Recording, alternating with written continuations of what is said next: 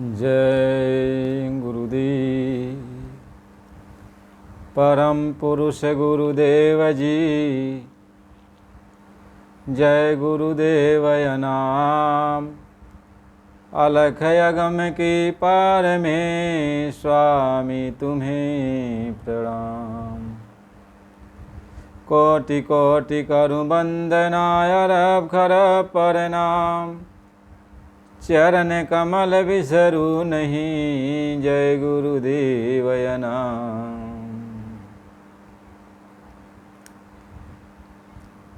कहवा गवलाही रमनिया,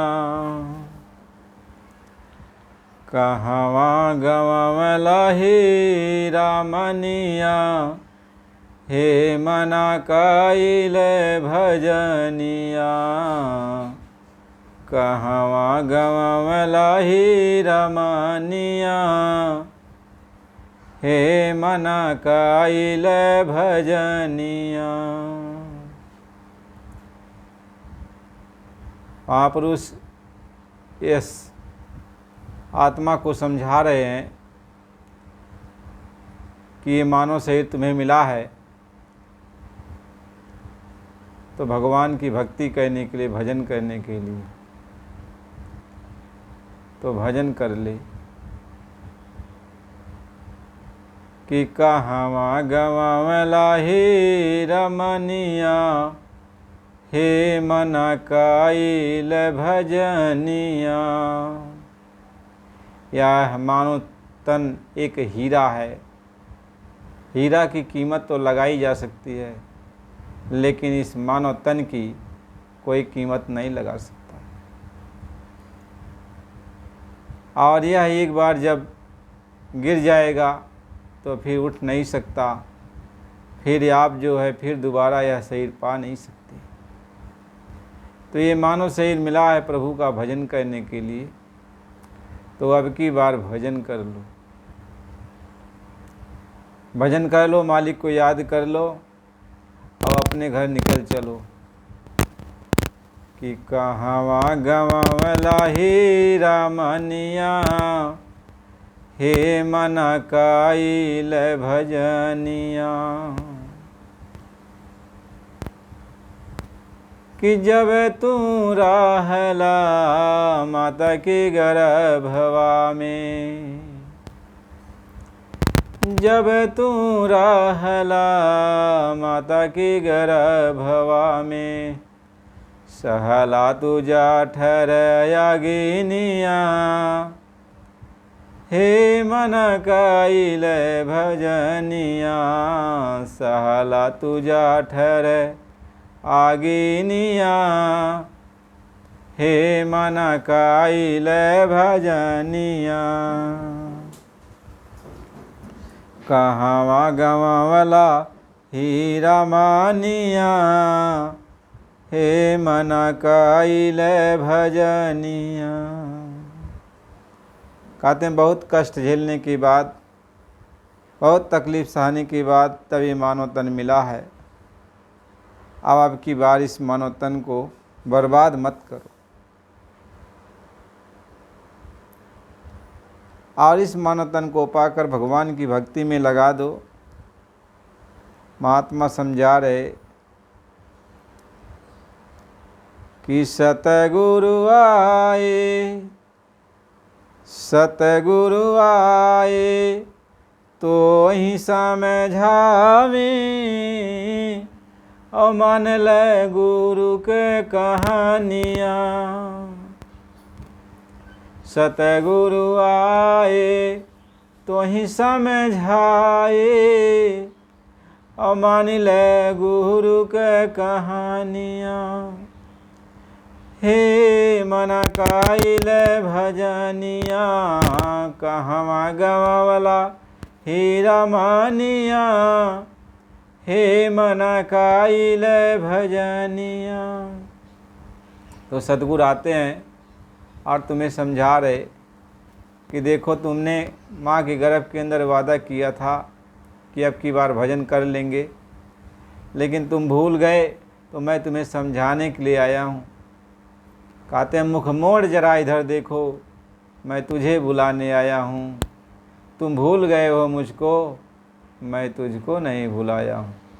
कहते मेरी तरफ देखो, और मैं बहुत समय से तेरी बाट को जो रहा था कि तुम आएगा, लेकिन तुम आए नहीं।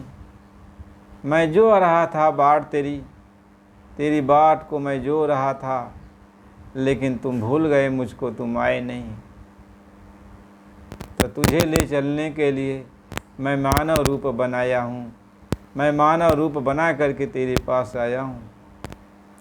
तुम फंसे काल के फंदे, इससे हो गए अति गंदे, तेरे कीचड़ को धोने मैं सत्य देश से आया हूँ।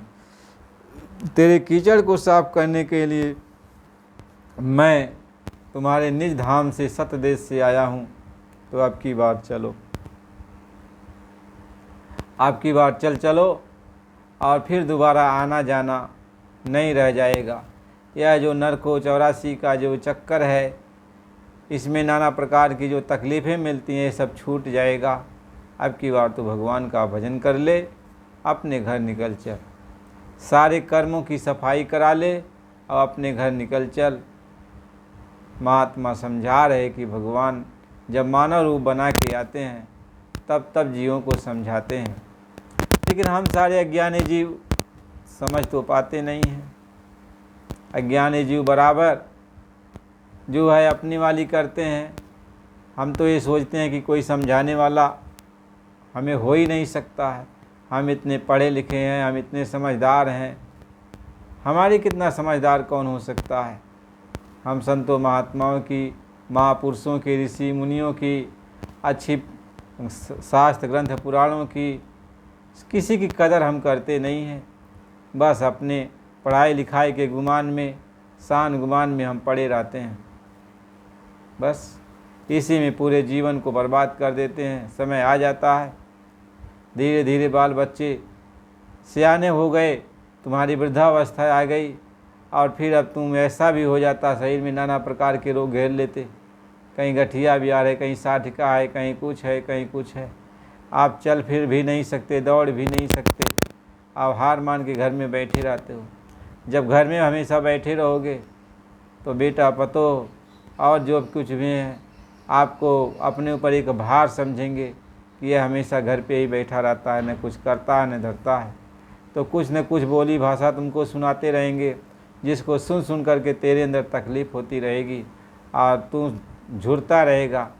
फिर उन सबको डरवाने के लिए अपनी पुरानी बात याद दिलाएगा कि मैंने ये किया, मैंने वो किया, लेकिन अब क्या, तुम कुछ भी किए, लेकिन अब तेरी सुनने वाला कोई नहीं है। महात्मा इस बात को समझा रहे हैं। इसलिए बच्चा ज्यों ज्यों तेरी वृद्धावस्था आएगी और त्यों तू चल फिर जब नहीं सकता, एक एक पैसे के लाले पड़ जाएंगे, उस समय तुम्हारी क्या दुर्गति होगी। क्योंकि ज्यों ज्यों भीजे कांवरी त्यों त्यों गर्वी हो। जैसे जैसे तुम्हारी अवस्था जो है वृद्धावस्था की तरफ चलेगी, तुम चल फिर उठ बैठ नहीं सकेगा और सब कुछ तुम्हारा जो है एक ही जगह पर होने लगेगा। तो उस समय तुम्हारी क्या दुर्गति होगी। क्या तुम्हें याद है? याद है तुम्हें क्या दुर्गति होगी? नहीं याद है तो दूसरों को देखो, दूसरों के साथ क्या गति होती है, उनके बाल बच्चे, उनके परिवार के लोग उनके साथ क्या बर्ताव करते हैं। ठीक यही गति तुम्हारी भी होनी है। इसलिए समय के पहले महात्मा चेताते हैं कि ये जो कूड़ा कचरा इकट्ठा किया है, इनकी मोह माया में तू फंसा हुआ है, यह कुछ भी तुम्हारे साथ जाने वाला नहीं है। इसलिए जल्दी करो और प्रभु का भजन कर लो और अपने घर निकल चलो। महात्मा इसी बात को समझा रहे, इसी बात को समझा रहे हैं। तो हमें आपको जो है सत्संग के वचन को याद करना चाहिए, एक एक वचन को गांठ बांध लेना चाहिए। और जब मालिक के वचन को गठिया लोगे, अपना भजन भाव भक्ति में लग जाओगे, तो अपना जीवन सफल बना लोगे। और जब सच्चे दिल से कोई भी भगवान को याद करता है, कोई भी हो भगवान को याद करे यदि सच्चे दिल से, तो भगवान उसकी पुकार जरूर सुनते हैं। क्योंकि भगवान सब जगह मौजूद है, कोई ऐसा जगह खाली नहीं है जहाँ भगवान न हो। कहें जैसा जगह कण कण में भगवान बसा, हर जगह भगवान बसा हुआ। ऐसा नहीं है भगवान से खाली है संसार, सब जगह भगवान है। भगवान ने कहा मैं कड़कड़ में बसा हूँ, पेड़ पौधों में मैं ही रहता हूँ, सूरज चाँद सितारों में मैं ही हूँ, इंसानों में भूतों प्रेतों में मैं ही हूँ, देवी देवताओं में मैं ही हूँ, और जितनी भी चीज़ें तुम्हें दिखाई पड़ते सब जगह तो मैं ही तो हूँ। और जब मैं हूँ तो मेरे से कोई चीज़ तो खाली है नहीं ना। तो आप कहोगे भगवान कैसा है? जैसा हवा है, हवा से कोई जगह खाली है? आप विचार करो, नहीं है ना। लेकिन हवा सब जगह मौजूद है, हवा में महल बना है, हवा में सब कुछ है, लेकिन हवा सब जगह है। भगवान उस तरीके से हैं जैसे आसमान है, आसमान सब जगह है, कोई ऐसा जगह खाली नहीं है जहाँ आसमान न हो, लेकिन आसमान में सब कुछ बनाया गया। धरती भी आसमान में है, पवन भी आसमान में है, अग्नि भी आसमान में है, पानी भी आसमान में है, इंसान भी आसमान में है, हैवान भी आसमान में है, ये वन पर्वत पहाड़ सब आसमान में भी तो सब आसमान के अंदर, आसमान सब जगह है। आसमान की प्रकृति कितनी सूक्ष्म है कि सब जगह होते हुए भी निर्लेप है सबसे, यानी कोई उसको पकड़ नहीं सकता। आसमान सब जगह है लेकिन उसको कोई पकड़ नहीं सकता। महात्मा ऐसे समझा रहे कि भगवान ऐसे ही सब जगह मौजूद है, लेकिन हम उसको पकड़ नहीं सकते, कैच नहीं कर सकते उसको। सब जगह भगवान है। कहीं ऐसे प्रभु हृदय अछत अविकारी और सकल जीव जगदीन दुखारी, ऐसे ही भगवान सब जगह मौजूद है और सारे जीव दुखी हैं, भगवान के होते हुए दुखी हैं, क्योंकि भगवान तो सब जगह है। आपकी सब पुकार सुनता है, सब बात को सुनता है, आपकी सारी तकलीफ़ों को वो देखता है। लेकिन जब तुम सच्चे दिल से भगवान की शरण में होगे तो तुम कहाँ जहाँ पर भी हो वहीं भगवान है, तो वहीं वह है, भगवान तुम्हें मिल जाएगा।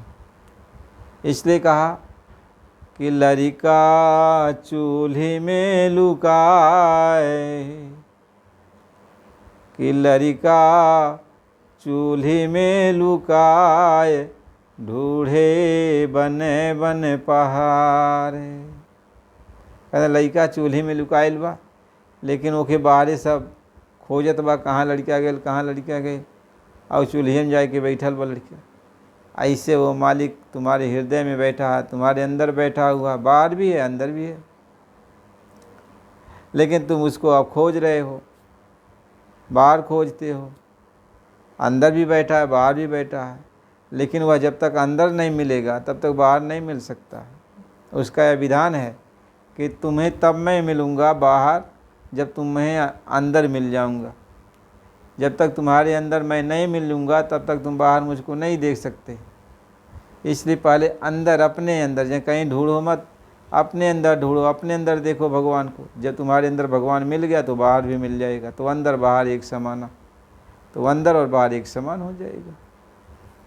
तब जितने भी जीव जंतु हैं सब में भगवान दिखाई पड़ेगा, कण कण में भगवान दिखाई पड़ेगा, रग रग में भगवान दिखाई पड़ेगा। सब जगह भगवान ही तो भगवान है। भगवान से पृथक कोई चीज़ है ही नहीं है, भगवान से अलग कोई चीज़ है ही नहीं है। सब जगह भगवान ही भगवान है।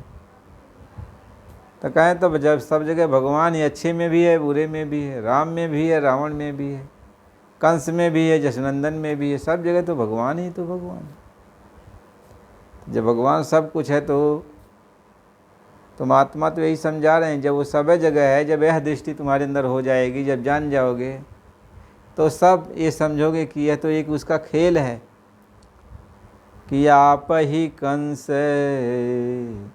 अब आप जसोनंदन, अब आप ही कच्छ मच्छ हुए बावन। तो आप ही सब कुछ हो जाओगे। आप ही कंस बन गए, आप ही जसनंदन बन गए, आप ही कच्छ मच्छ भगवान बन गए, आप ही बावन भगवान बन गए, आप ही बलि बन गए, आप ही रावण बन गए, आप ही कुंभकर्ण बन गए, आप ही राम लक्ष्मण बन गए, आप ही तो सब कुछ बन गए।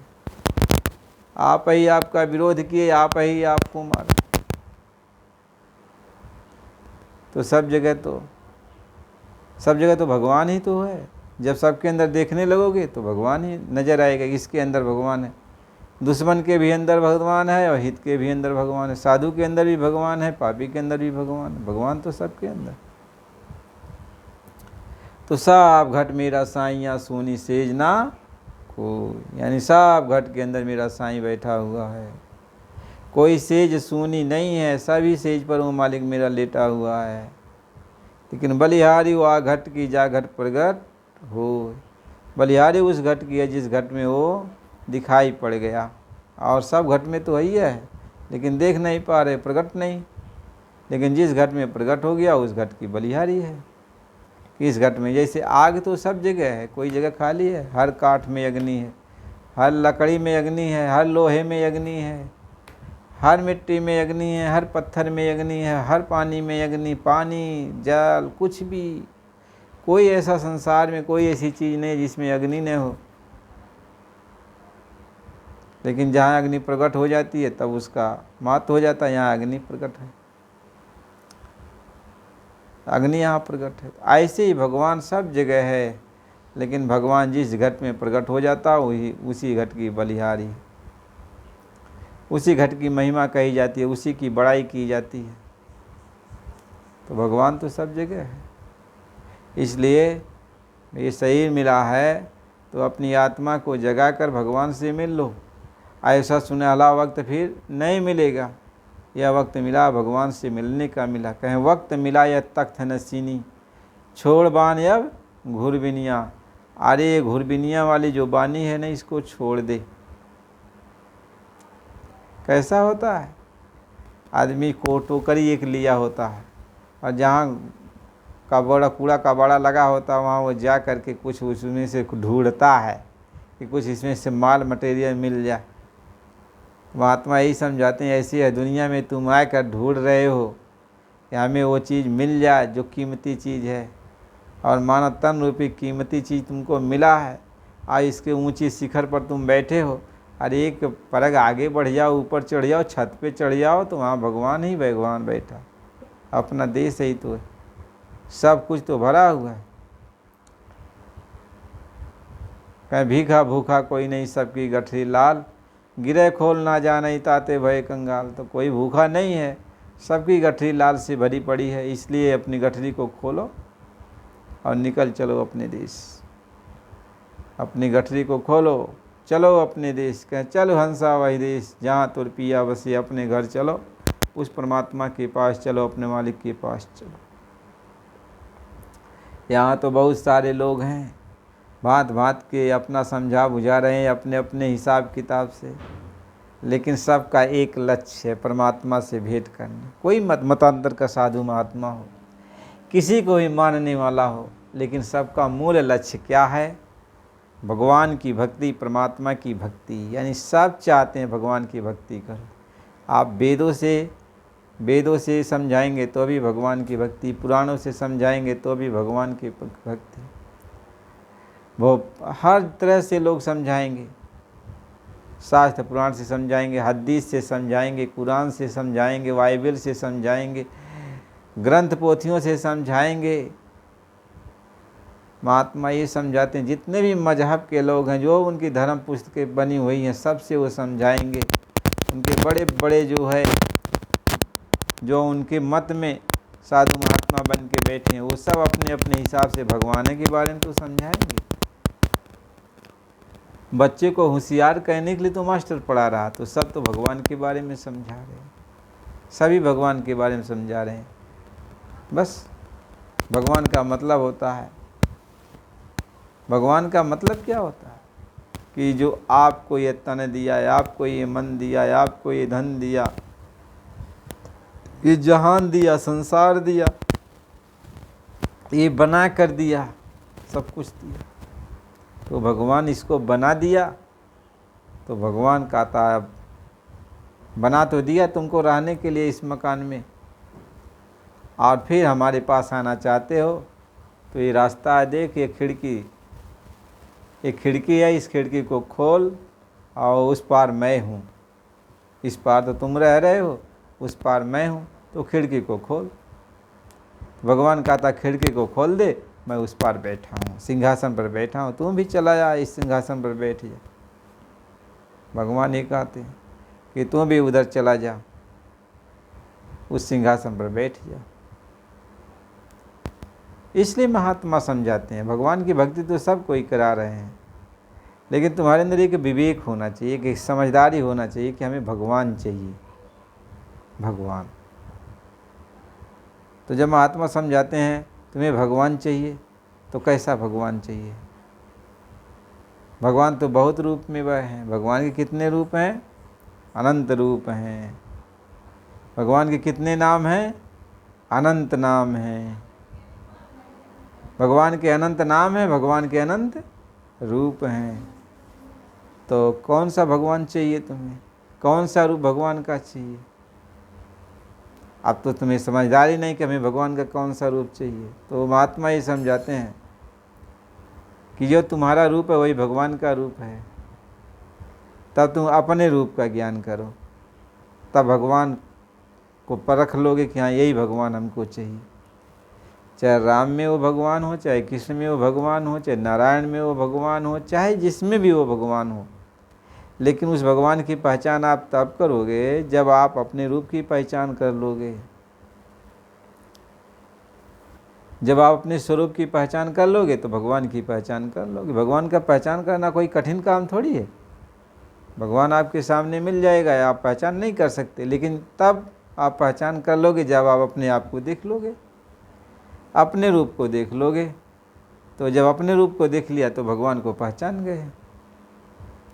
तो जब भगवान, वैसे भगवान का रूप तो किसी ने देखा नहीं ना, तो महात्मा यही समझाते तुम किसको भगवान मान लेगा?